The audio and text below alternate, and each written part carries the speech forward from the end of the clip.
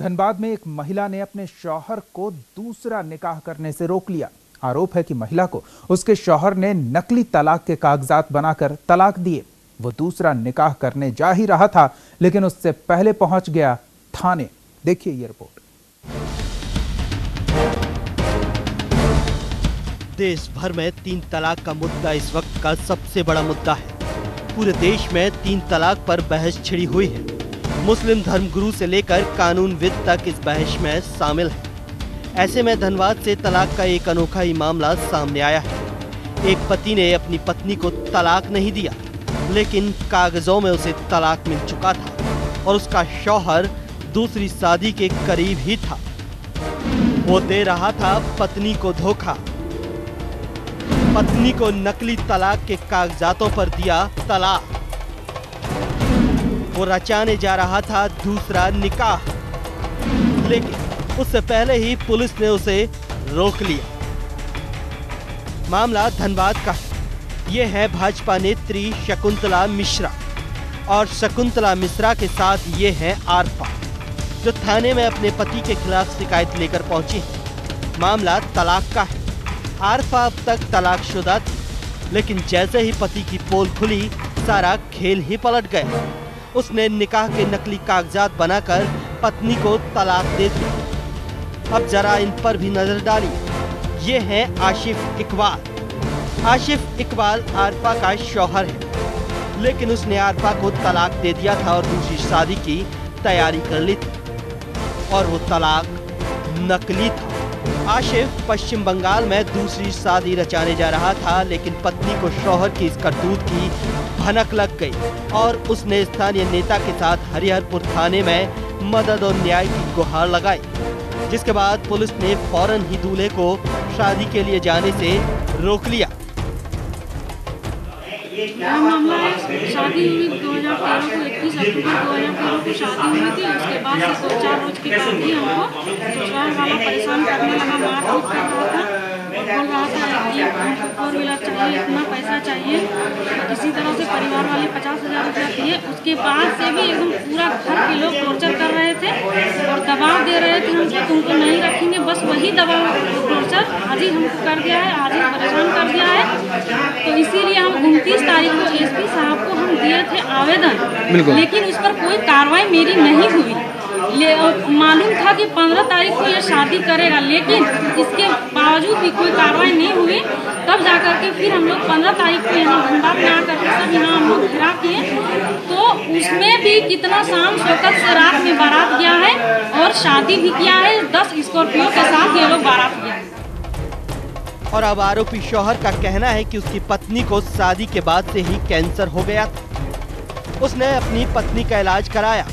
पिछले 3 साल से वो मायके में रह रही है।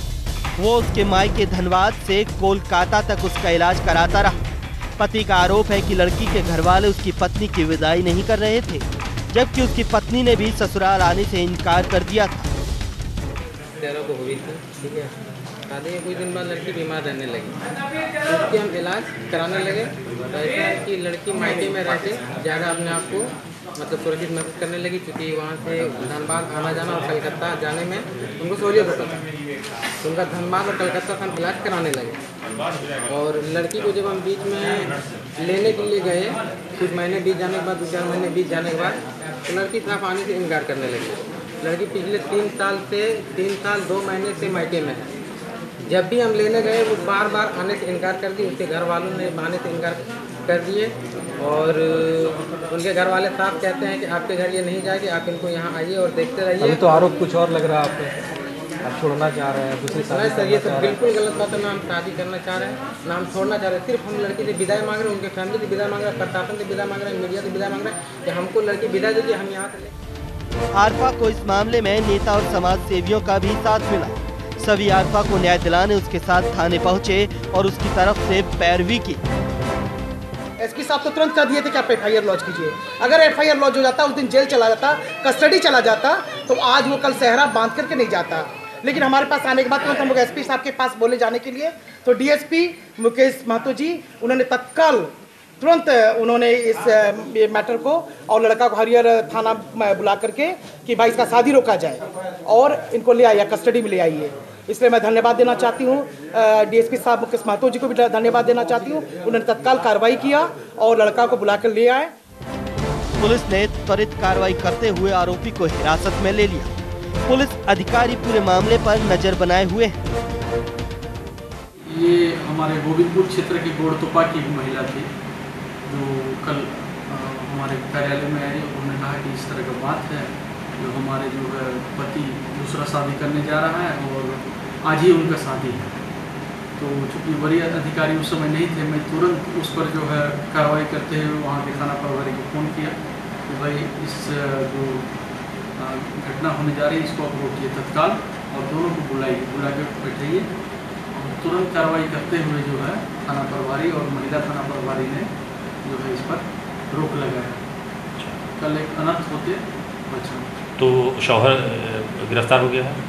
शौहर की गिरफ्तारी का पुष्टि तो मैं अभी नहीं करूंगा, लेकिन जो है उसको यहाँ महिला थाना में बुला के कल का जो शादी होने वाला था, जो अनर्थ होने वाला था, उसको पुलिस द्वारा रोका गया। फिलहाल पुलिस ने एक जिंदगी बर्बाद होने से बचा ली। मामले में समझौते की कोशिश की जा रही है। दोनों तरफ से आरोप लगाए जा रहे हैं, लेकिन समाज को साथ लेकर दो जिंदगियों को फिर से समझाकर उनका घर बसाए जाने की कोशिश जारी है। गुना के लिए धनबाद से राजकुमार जायसवाल की रिपोर्ट। आप हमारे चैनल को YouTube पर सब्सक्राइब कर सकते हैं न्यूज इंडिया निम्स पर। इसके अलावा आप ट्विटर पर भी हमें न्यूज इंडिया 17 पर फॉलो कर सकते हैं। फेसबुक पर आप newsindia.nimsuni पर हमें लाइक कर सकते हैं।